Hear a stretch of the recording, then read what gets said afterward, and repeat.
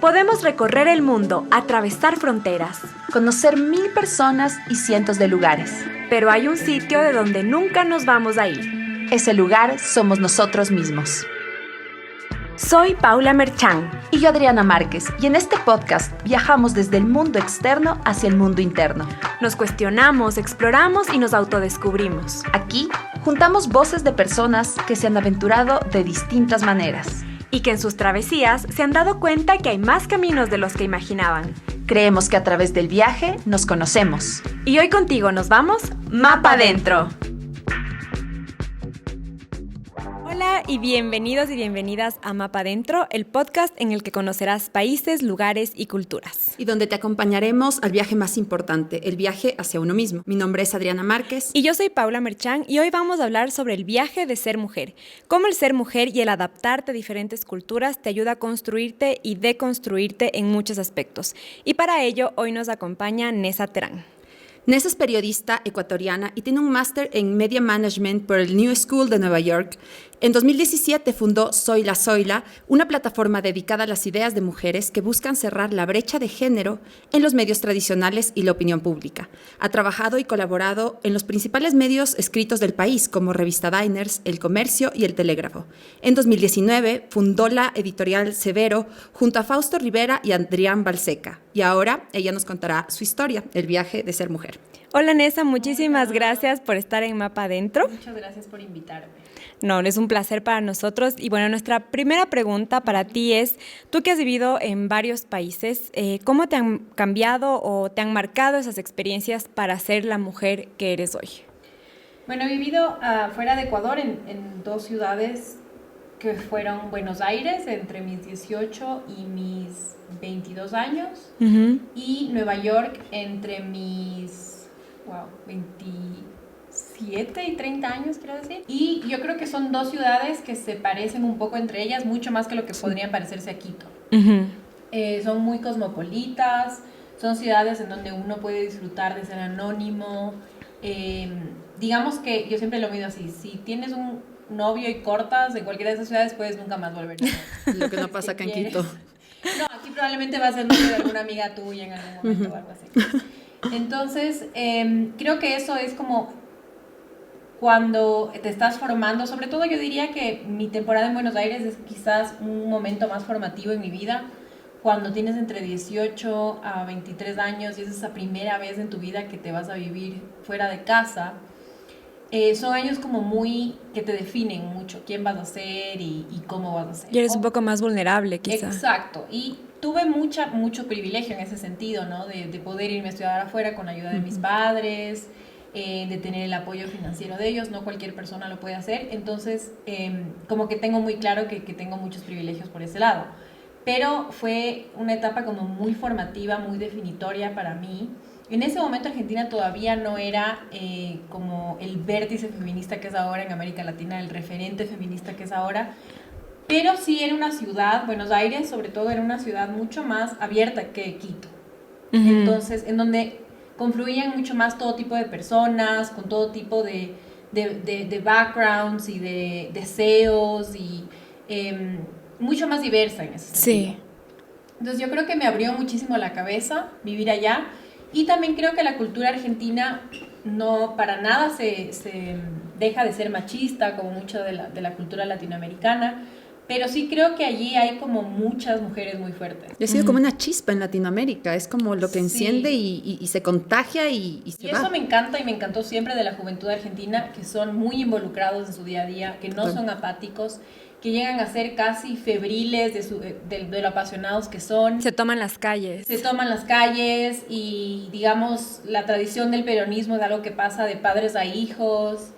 Y eso es muy diferente, yo creo, como esa responsabilidad cívica, política que hay allá es muy diferente a la que hay aquí en Quito. Eso y la libertad que sientes allá, ¿no? Yo me sentía bastante más segura como mujer en las calles de Buenos Aires, en las calles de Quito. Creo que empeoró la situación a medida que yo vivía ahí, porque también, digamos, no hay acoso callejero, hay femicidios, hay una como vulnerabilidad de la mujer, pero de cierta forma me sentía más segura, me sentía más acompañada, era más común encontrar, digamos, a otras chicas solas en el colectivo, solas en el subte, caminando, o sea, tienen esa cultura de salir hasta altas horas de la madrugada y eso hacía que mucho más seguro ir a tu casa a las 6 de la mañana que a las 3 de la mañana, ¿no? En cambio que en Nueva York diría aún más grande esto del anonimato, aún más grande esto de la diversidad.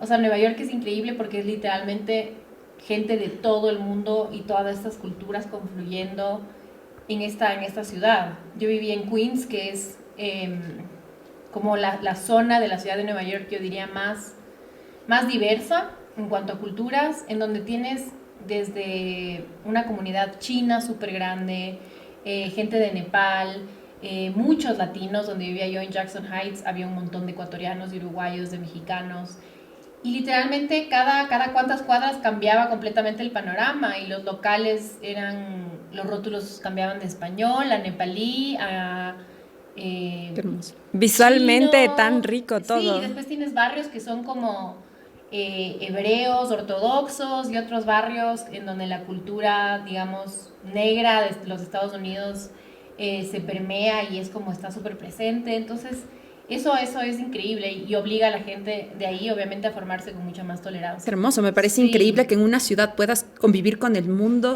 entero, o sea, Exacto. Entonces yo creo que esas dos experiencias como te forman mucho y como mujer también te ayudan a ser, yo diría que en mi caso, más independiente y a sentirme un poco más libre, y eso tal vez en contraste con Quito y en el Ecuador en general, donde hay una mirada más conservadora hacia la mujer, te hace notar mucho más esas diferencias y darte cuenta que como hay injusticias ahí. ¿Tú cómo fuiste a, digamos, Buenos Aires y cómo regresaste? ¿Cuáles serían las diferencias de la NESA? A ver, en Buenos Aires, cuando uno se va a estudiar, tú no tienes la misma experiencia que cuando te vas a estudiar, por ejemplo, a Estados Unidos. En Estados Unidos, la vida universitaria tiene un poco de contención porque vives en un campus, porque todos viven ahí, porque generalmente las universidades son en pueblos más chiquitos o ciudades más pequeñas, más contenidas, y tal vez eso hace que sea más fácil navegar la vida universitaria, sobre todo al principio, ¿no?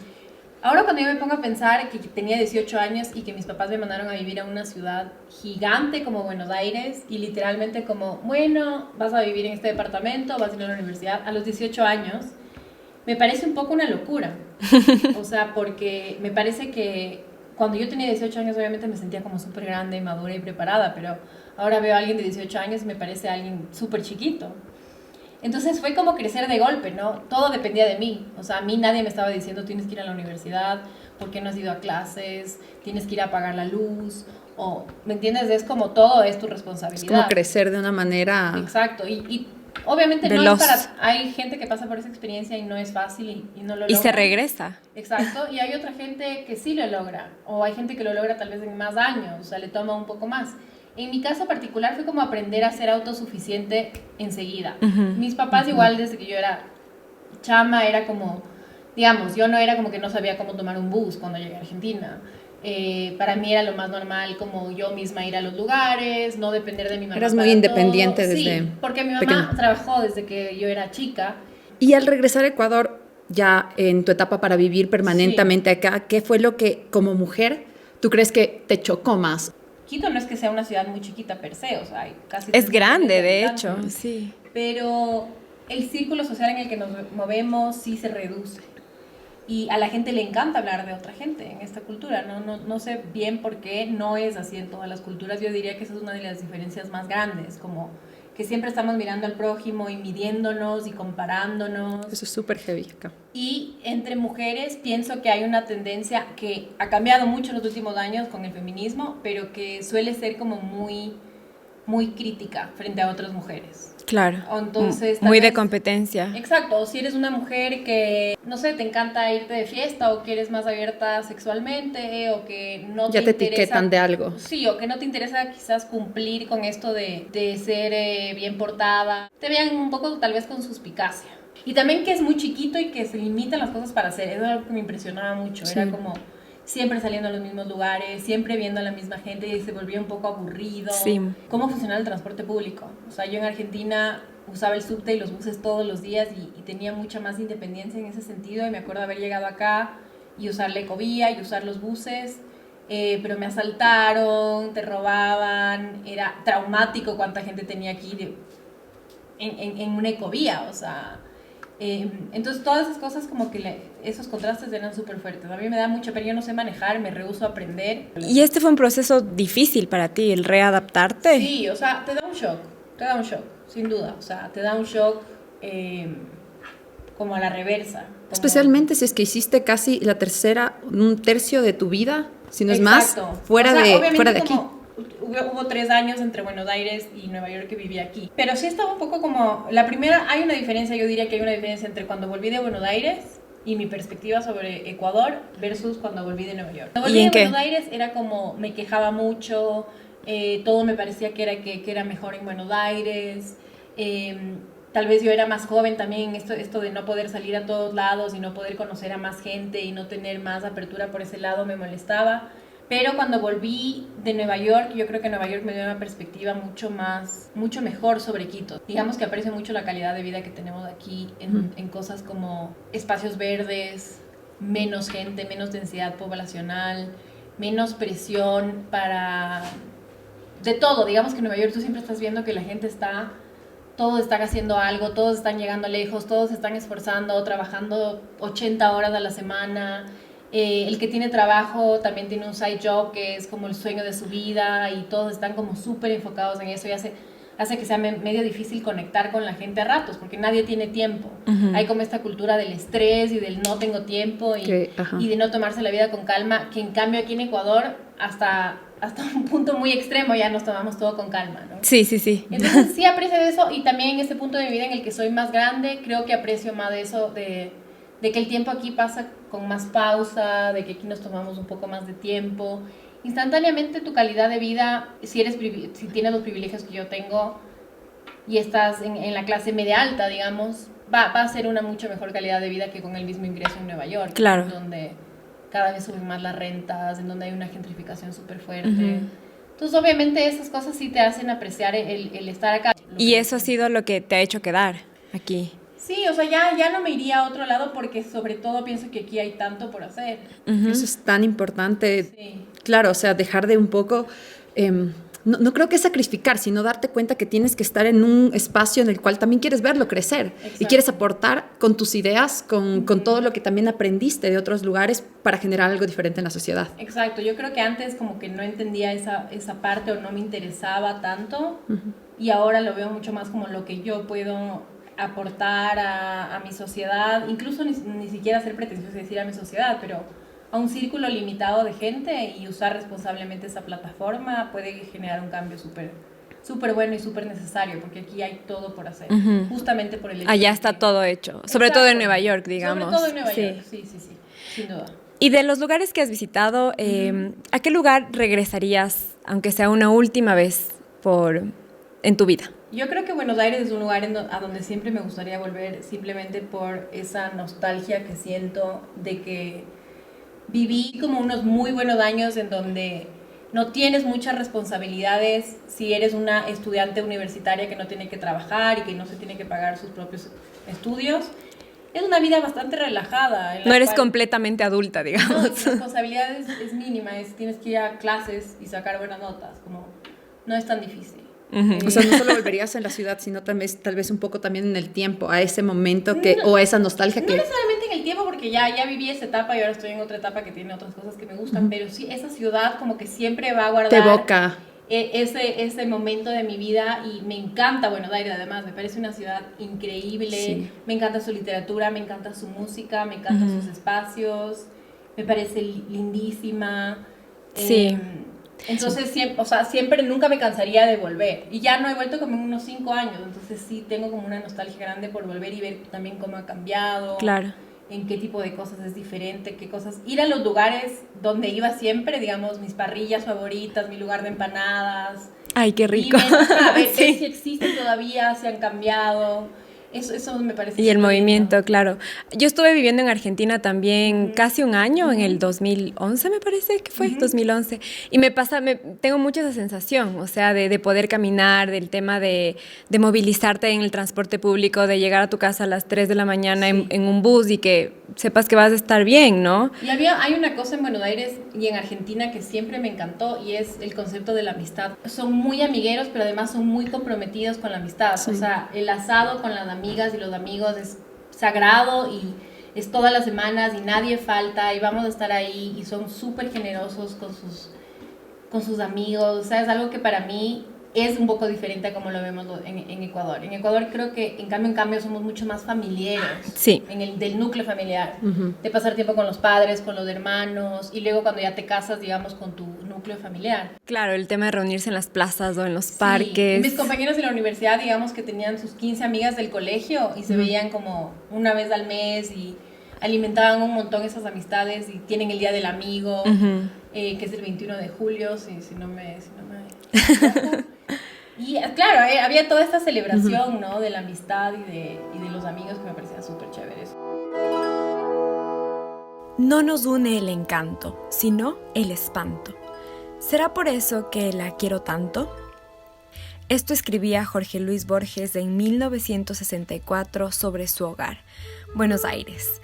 Esa ciudad tan deseada, conflictuada y magnética que se hizo camino entre dos mares, la extensa Pampa al oeste y el inmenso Río de la Plata al oriente. Y es ahí donde comienza la historia, a sus orillas, en su puerto. El descubrimiento español fue en 1528 y en 1536 Pedro de Mendoza la fundó como Puerto de Nuestra Señora del Buen Aire. Los ejércitos españoles aniquilaron a los querandíes, los indígenas que allí tenían su hogar. Siguió la época colonial, los procesos independentistas con San Martín y en 1810 se consolidó por fin como la capital de la República Argentina. Ese puerto también fue la razón para que a inicios del siglo XX entraran millones de inmigrantes europeos, sobre todo españoles, italianos y franceses. Las nuevas tradiciones se mezclaron con lo local y formaron una verdadera revolución cultural, y a su mejor representante, el tango.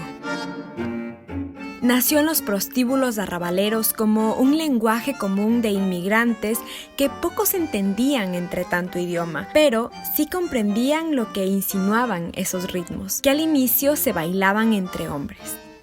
Tan disruptivo fue el tango que el Vaticano lo prohibió entre sus fieles por considerarlo obsceno. Y es que, claro, como reza el dicho, el tango expresa en forma vertical un sentimiento horizontal. Si hay que adjetivar a Buenos Aires, diría que es, sobre todo, intensa. Allí nada se hace a medias. La vida es como un clásico Boca River. A la interna se dice que el deporte nacional es la queja, ese continuo descontento de que siempre se puede estar mejor. Quizás ese sentimiento de impotencia la hizo destacar en la región. Quizás por eso tiene a muchos de los mejores jugadores e hinchadas de fútbol. Tal vez por esas quejas, su buen cine y teatro.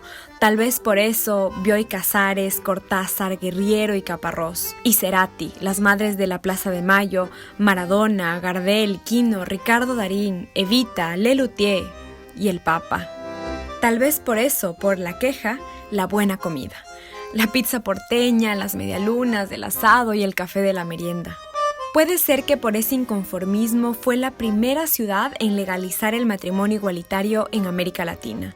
Ciudad feminista que busca la inclusión, más bien que la lucha. Ahora en la cotidianidad es común escuchar a los más jóvenes hablando en castellano inclusivo. Todes, chiques, contentes, decepcionades. Buenos Aires sigue siendo el puerto principal de Sudamérica, aunque hoy sus nuevos integrantes ya no llegan por el río. Ahora, la más europea de las urbes latinas recibe continuas transfusiones de sangre mestiza. Algunos dicen que la París de América se está latinoamericanizando. En las villas miserias tradicionalmente habitadas por inmigrantes internos, ya es usual escuchar una cumbia colombiana, ver a un chamo venezolano o a una madre boliviana compartiendo con su hijo un ceviche peruano. Buenos Aires es ese lugar que suena a buen augurio. Es como esa amiga que todas quisiéramos tener, que con su sofisticada irreverencia te reta que hagas tuya la ciudad de la furia.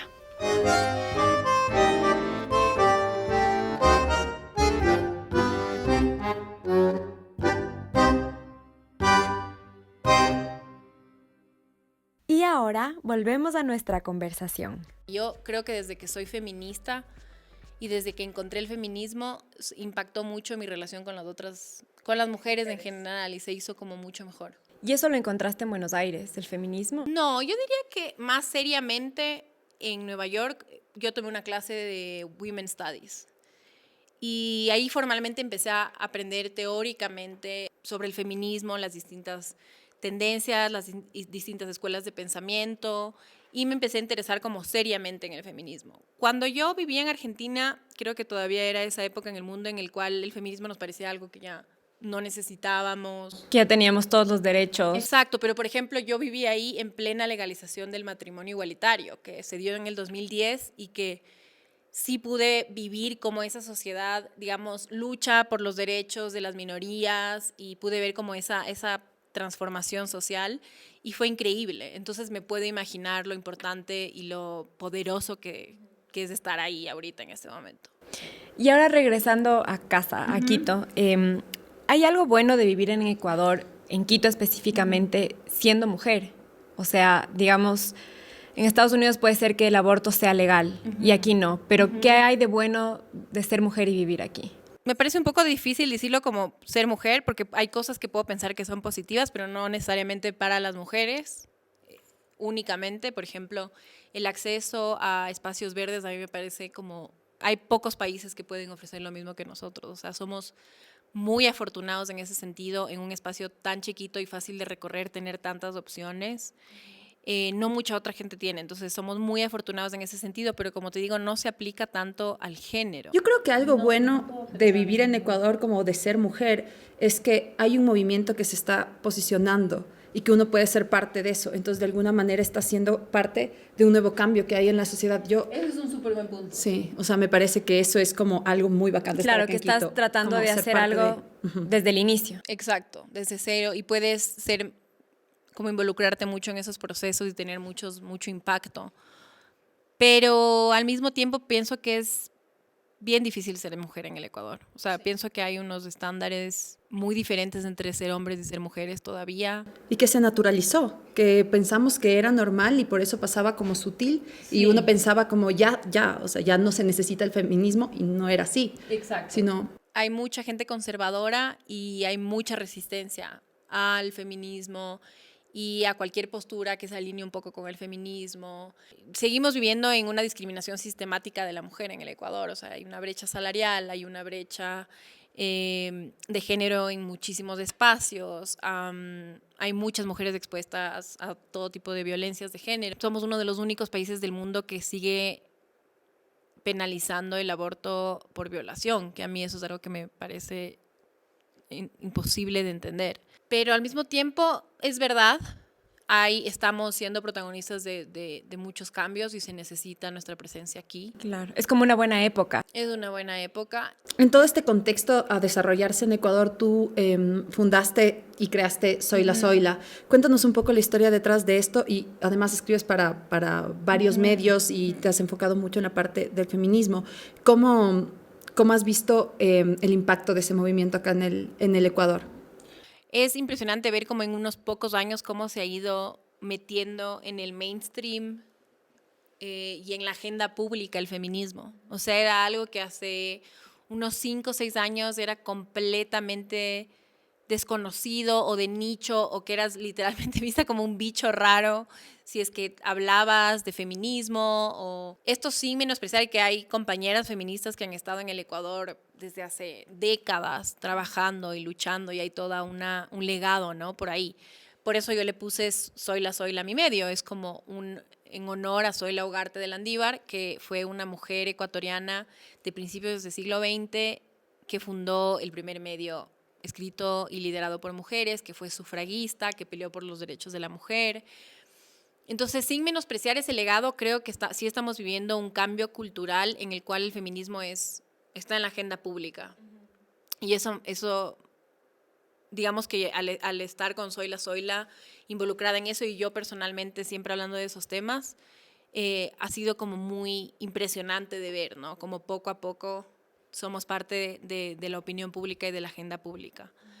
Cosas que antes eran, digamos que en los 10 años que Correa fue presidente, Correa hizo y dijo muchas cosas muy machistas, y la reacción a dichos machistas por parte del presidente, por ejemplo, que Lenin el otro día tuvo un exabrupto machista horrible, ya se ven cómo la gente reacciona, ¿no? Ya no es normal, no está normalizado. Claro. Fue discutido por días, tuvo que pedir disculpas, y es algo que la mayoría de la gente, feminista o no, entiende por qué está mal y por qué un presidente no debería decirlo, ¿no?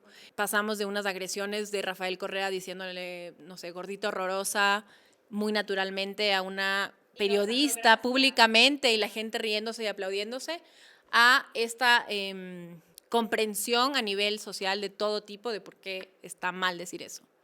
Que eso me parece que sí es un trabajo de los últimos años, y de más y más mujeres declarándose feministas y hablando de feminismo naturalmente en su círculo. Y que ya se entiende también el feminismo desde el punto de vista que es el feminismo, no como tal vez antes lo estigmatizaban de alguna manera como esto es muy extremo, porque nada que ver. Claro, igual hay una parte que sí nos posiciona como muy extremista, y hay toda esta...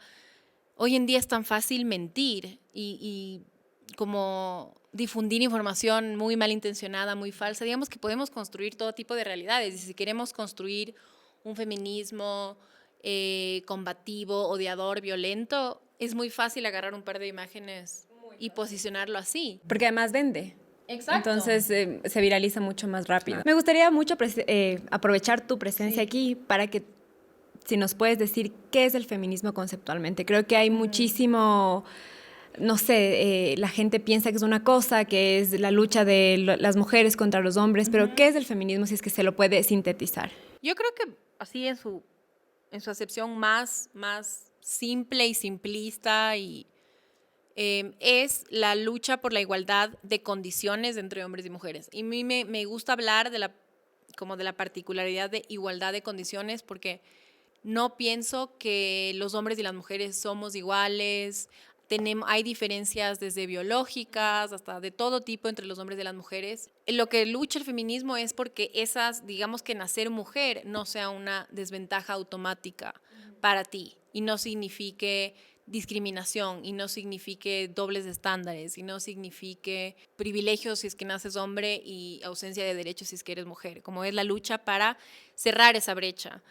Yo prefiero la palabra equidad que igualdad. Me parece que es algo que es una palabra un poco más compleja de definir, pero que es a lo que apuntamos. O sea, yo que he militado en el feminismo desde hace ya algunos años, nunca he escuchado a una feminista decir que odia a los hombres. Siempre solo se habla de como de ocupar más espacios, y que como que esos espacios de poder y de enunciación se puedan repartir mejor, no tengan, exacto, más equitativamente, y no sean solo de los hombres. A mí me impresiona mucho hoy en día ver la foto de un espacio político en donde no haya presencia de mujeres. Es algo que para mí ya hay una disonancia muy fuerte en mi cerebro. Se vuelve más evidente, ¿no? Exacto. Como quizás antes no te llamaba la atención ver una foto con puros políticos hombres, o en cualquier ámbito, no solo político, empresarial, educativo, en todo tipo. Sí. Y ahora es como que a mí me dicen, pero ¿por qué te fijas tanto en eso? No, es como que mi cerebro ya está así como Exacto. seteado. Como despertó. Seteado Eso te para, hace el feminismo. seteado Claro. para decir, ¿y por qué no hay mujeres? Eso te hace el feminismo. Y la gente dice, pero ¿qué te importa si estén mujeres, si es que los hombres son más preparados? Porque sí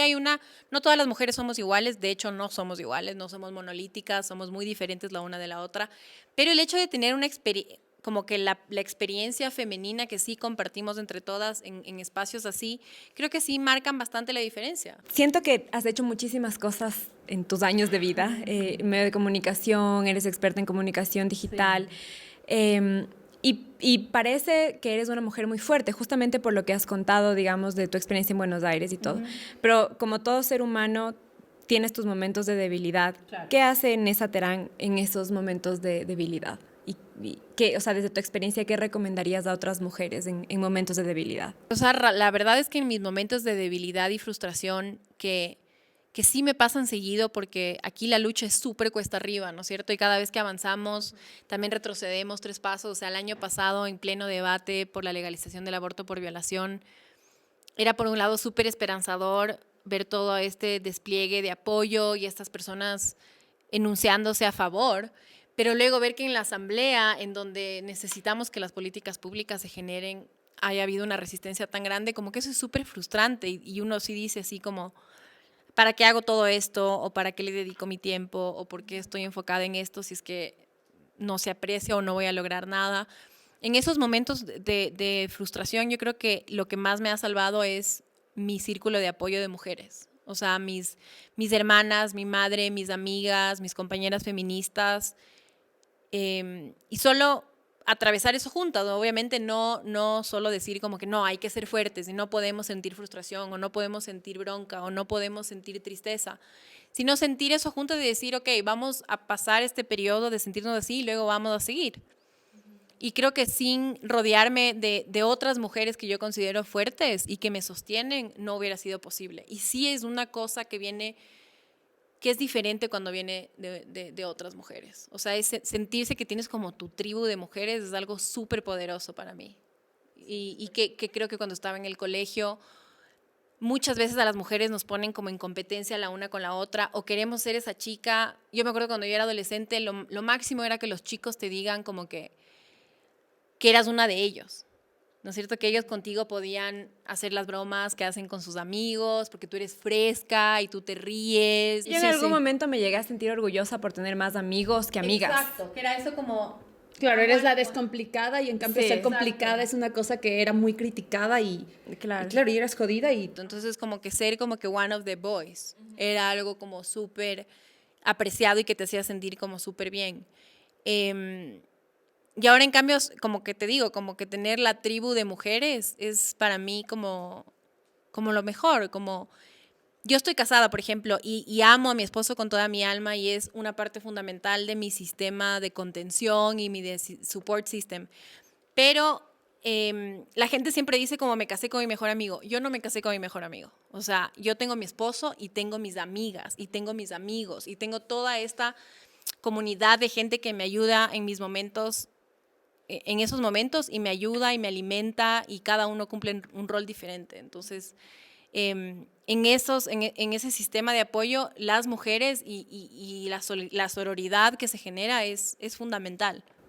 ¿Nos puedes contar qué es sororidad? Que creo que es un término que suena, que es nuevo, pero no mucha gente lo tiene presente, ¿qué es? Básicamente, la forma más fácil de explicarlo es como una mezcla entre hermandad y solidaridad que habla específicamente acerca del género femenino, como ese lazo de hermandad, de protección, de lealtad entre mujeres y de también como hermanar esa experiencia femenina, como empatizar desde un lugar único que es el que me da a mí el ser mujer, poder empatizar contigo porque puedo entender sin que tú me digas por qué has pasado, por qué tipo de situaciones. Obviamente son experiencias de vida distintas, pero algo que nos hermana a todas las mujeres es tal vez sentir en algún momento de la vida enfrentarnos al acoso, enfrentarnos a la discriminación, enfrentarnos al doble estándar. Como que reconoces además partes de ciertas de historias o reconoces partes de ti en otra persona, por más que hayan muchas diferencias. Exacto. Y eso como que te hermana y crea una cosa súper poderosa, un círculo bastante potente. Sí. Y como que no permitir que a una mujer se le deslegitime por ser mujer. O sea, hay una confusión muy grande entre sororidad es defender a una mujer a toda costa y las mujeres no se pueden equivocar. Y, por ejemplo, en la política se ve mucho, ¿no? Cuando criticamos a una mujer que hace política, muchas veces dicen, ¿y dónde están las feministas? Porque le están criticando y no dicen nada. Una cosa es que que critiquen a una mujer que hace política porque ser mujer, y que pasa muchísimo, ¿no? Como comentarios machistas acerca de ella como mujer y por qué eso le impide hacer política. Y otra cosa es que yo condene a una mujer que hace política porque es corrupta, por ejemplo. O sea, ser sorora no me exime de poder cuestionar por qué es corrupta una mujer. No es que estás justificando a las personas Exacto. simplemente por el hecho de ser mujer. Pero, por ejemplo, en el caso de Vicuña, cuando era vicepresidenta, una cosa era decirle corrupta, y tener las pruebas para decirlo. Otra cosa era decirle gorda, por ejemplo, o hacer caricaturas que apelaban a su físico, que no me parece bien ni en hombres ni en mujeres. Por ahí va la cosa, o sea, una cosa era caricaturizarla como zapa o corrupta y otra muy diferente como fea. Por las acciones y no por su apariencia o por su condición de ser mujer. Exacto, y también creo que es un arma de doble filo que hoy en día muchas mujeres que se pronuncian en contra del feminismo siempre usan eso como un arma, como, claro, pero a mí no me... O sea, tú eres feminista y me estás atacando y eso no es sororo. No es una palabra mágica con la cual las mujeres no vamos a tener nunca críticas la una sobre la otra. Es fundamental esas críticas en cosas que no sean discriminatorias y que no tengan que ver con el género. Nessa, cuéntanos qué es lo que tú crees que has conocido de ti misma a través de tus viajes. Yo cuando tenía 20 años me fui de viaje sola por Europa, como a 4 ciudades de Europa. Me encontré en un par de ciudades con mi mejor amiga que vivía allá, pero el resto lo hice sola y creo que también es raro, viéndolo ahora digo, wow, era tan joven y era tan chiquita y estaba haciendo eso, pero por otro lado, digamos que normalizó mucho ciertas cosas que antes me hubieran dado miedo, como estar sola o comer sola o tener una cita contigo misma. O sea, yo no necesito para ir al cine que alguien me acompañe. Creo que me enseñó a disfrutar de mi propia compañía, como que yo soy suficiente compañía y puedo pasarme días conmigo misma alucinándome sola sin tener que necesariamente compartirlo con alguien más. Y eso, como te fuerza a sentarte contigo y a estar contigo y a lidiar contigo, creo que eso te hace y te da el tiempo para plantearte varias cosas. Entonces me parece súper necesario darte ese tiempo. Hay viajes que tienen que ser acompañada y hay viajes que tienen que ser sola para mí. Admiro mucho como que hay todo un movimiento hoy en día de chicas que viajan y que viajar sola es un gesto político. Y eso me parece hermoso y súper admirable. O sea, sin duda las chicas viajeras deben enfrentarse a un montón de temas, como ¿qué haces viajando sola? O si viajan Y cosas que eran juntas. impensables. O sea, yo me puedo pensar que mi primer viaje sola por largo tiempo fue en el 2016 y fue el primer año por Asia. Llegar a India, llegar a Nepal, llegar a Sri Lanka, viajar a todos esos lugares y estar sola y regresar en ese momento a Ecuador y contarlo. Me acuerdo que lo conté en la Alianza Francesa porque me preguntaron las chicas, ¿y tú qué haces? Y yo viajo. Y me preguntaron, ¿y dónde pones tus cosas? ¿Y cómo lo hiciste? Y de ahí le contaba a mis amigos, sí, estuve en los Himalayas y los manes sola. O sea, era una cosa que para ellos era impensable.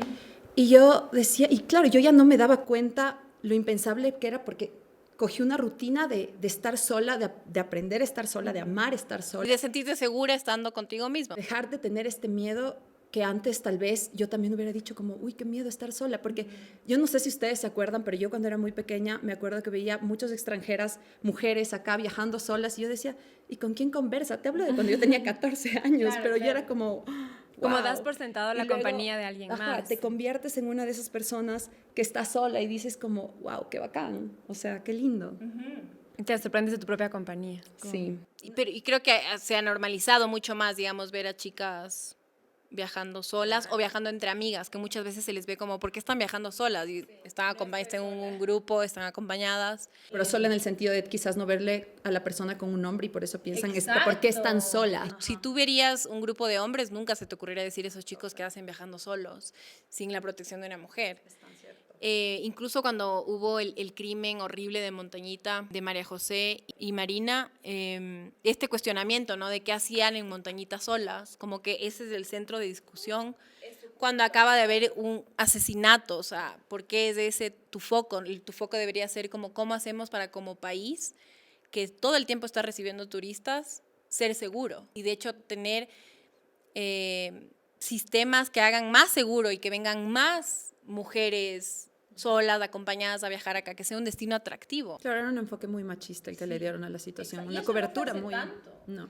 Fue hace unos 4 años, me parece. Yo no me considero como una súper viajera, no soy muy aventurera, nunca me he ido con mi mochila a ningún lado. Pero sí lo hiciste, porque de una u otra manera irte a Europa tan chiquita es una Claro. forma súper como... Pero era todo súper organizado y súper como... Pero es una Llegamos forma de- válida igual de viajar Claro, y de estar claro. contigo. Totalmente, pero yo Claro, porque cuando tengo tienes esa amigas- edad es una aventura. Tú dices como, wow, estoy yéndome sola por... Sí. Yo cuando viajo siempre es como, ¿dónde voy a llegar?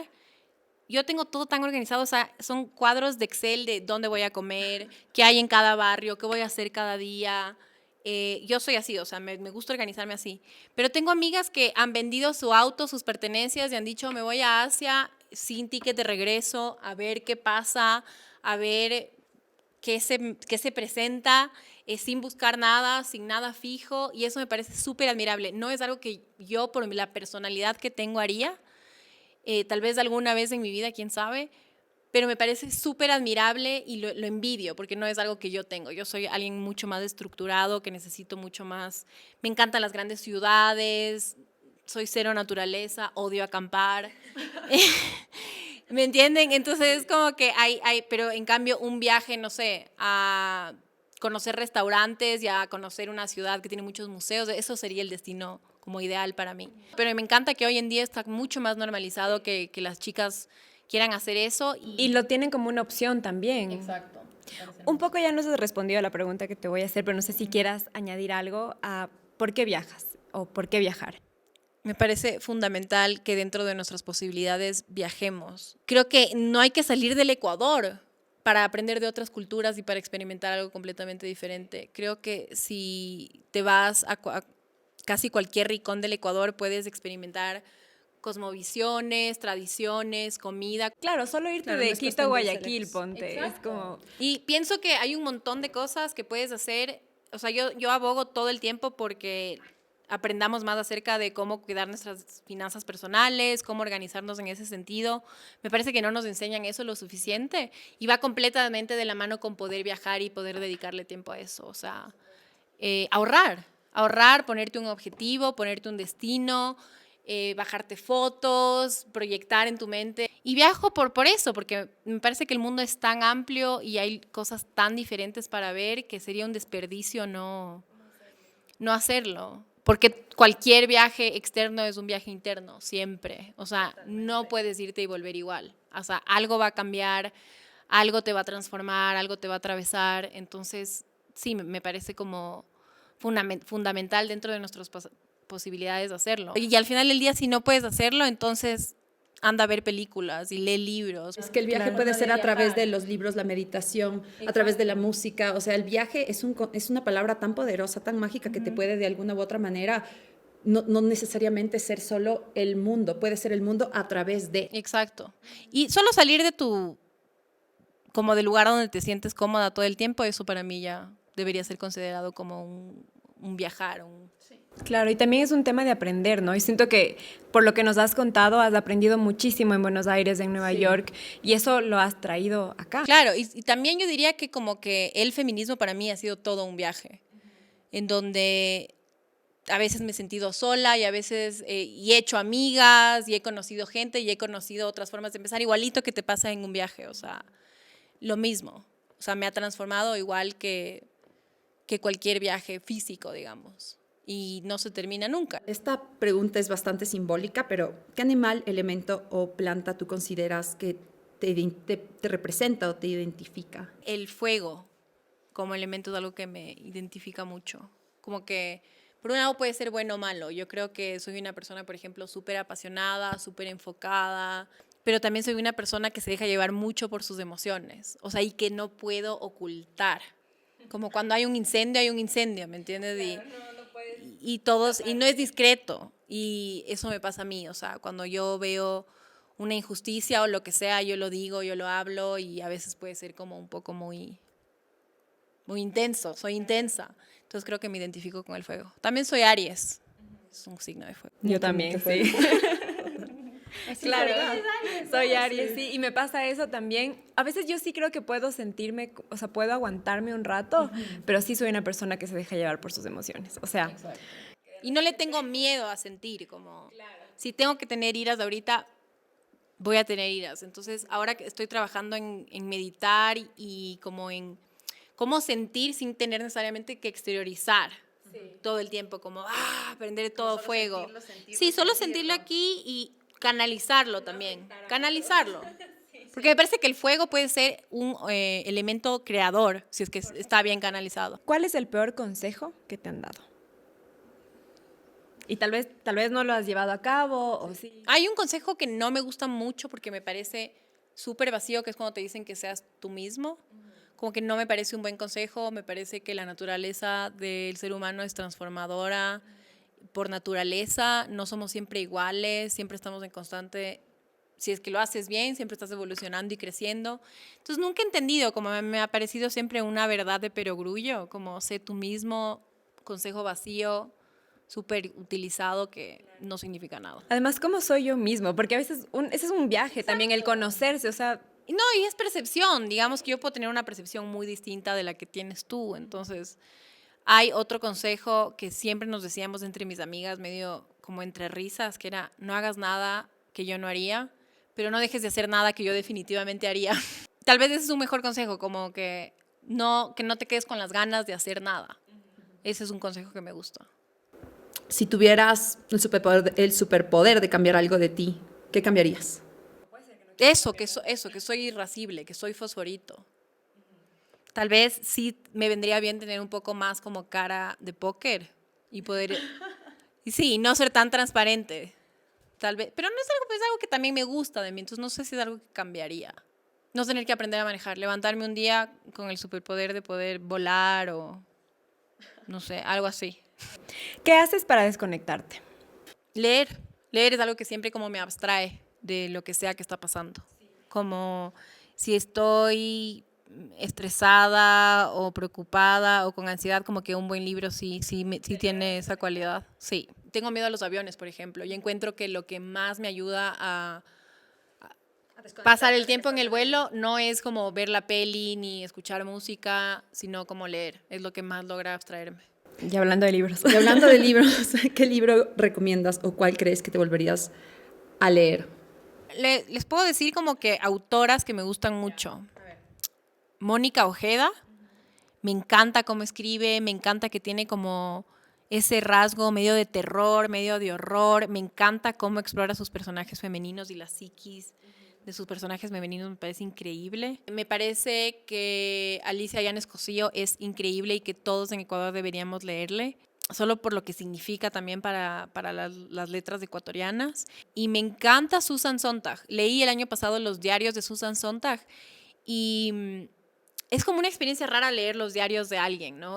Esos diarios no fueron hechos para que los leamos, los publicó su hijo mucho tiempo después porque consideraba que podían aportar en algo, digamos, al legado de su mamá.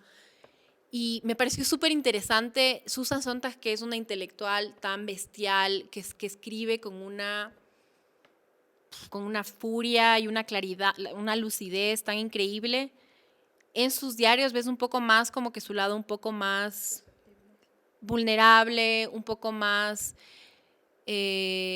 tierno, pero también su inseguridad. O sea, hay momentos en los que explícitamente habla de su inseguridad frente a otras escritoras, de su inseguridad frente a su trabajo, de su inseguridad como mamá, y dices, Susan Sontag también sentía como que todas estas cosas, preocupaciones, ansiedades, y al mismo tiempo están escritos de una forma increíble. Entonces me encantó esa experiencia. ¿Qué es lo que más admiras y lo que más te desagrada de tu cultura?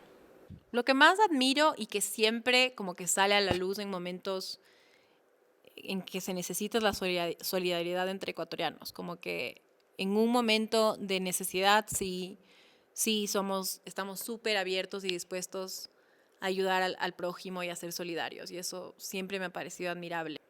Sí hay como que una hipocresía y hay como este falso, un poco como que se premia la falsedad o como que la gente habla de discreción, pero a mí me parece que es un poco también como hipocresía, como esto de no decir las cosas de frente para no quedar mal. Eso es algo que me molesta mucho, y la impuntualidad, que es Completamente normalizado. completamente normalizado, y eso es algo que eso es otra diferencia cultural. En Nueva York, si tú le haces esperar a alguien 20 minutos para una reunión, es imperdonable. O sea, son 20 minutos de mi vida que son muy preciados y que pueden ser productivos para otra cosa. Aquí es como lo más normal llegar unos 15 minutos tarde a la reunión. Las reuniones son súper largas, no hay organización. Llega alguien, no sé, 15 minutos más tarde tomándose un cafecito a la reunión, y es como que no. Sí, como el concepto del tiempo y del tiempo del otro no es algo con lo que tenemos tanta consideración, me parece. ¿Qué historia de vida te inspira? no podría decir una específica, pero siempre como mujeres pioneras, mujeres que han hecho cosas contra la voluntad de todos los demás, mujeres que han sido como irrespetuosas de las convenciones de su época, siempre me parece increíble. O sea, hoy en día me parece increíble alguien como Greta Thunberg. O sea, y no por querer mencionarla, porque como que yo sé que suena medio cliché, pero como hay tantos prejuicios contra ella por el hecho de que no tiene una personalidad, no es carismática necesariamente, es joven, es una niña, es mujer. Todos los insultos que recibe solo por señalar cosas que la ciencia dice que son verdad. Me encantan como ese tipo de personajes y ese tipo de como mujeres valientes, fuertes, chistosas y que llevan su vida como con mucha desparpajo. Eso me encanta. Y por último, ¿qué piensas que la gente cree de ti, pero no es verdad? Como que muchas veces me dicen como que qué valiente que eres o gracias Nessa por decir eso. Y eso es algo que no me parece que soy particularmente valiente, no me parece que en la vida he tenido que enfrentar cosas particularmente fuertes, me considero una persona hiper privilegiada, que siempre me sorprendo cuando la gente me dice como que qué valiente o me felicita por decir cosas que a mí me parecen como deberían ser normales y no debería ser considerado ser valiente decir algo así. Y bueno, con esto llegamos al fin del podcast. Me encantó la conversación y como gracias por generar estos espacios, me parecen súper necesarios. Muchas gracias por acompañarnos. Hemos aprendido mucho y pueden seguir a Nessa en Instagram y Twitter como Nessa Terán. Visiten también Soy la Zoila, compren Sanguínea de Gabriela Ponce. Que me lo leí, está buenísimo. Sí, gran libro y no porque yo lo haya editado. Les dejamos toda la información en la descripción del podcast. Y si quieren que hablemos de algún tema específico, que entrevistemos a alguien, nos pueden contar a través de nuestras redes sociales como @mapadentro en Instagram y en Facebook y también en nuestro canal de YouTube. Y si te gustó este programa, te pedimos que lo compartas para así poder llegar a más personas. Soy Adriana Márquez. Y yo soy Paula Merchán y nos vemos y escuchamos la próxima semana para un viaje Mapa Adentro.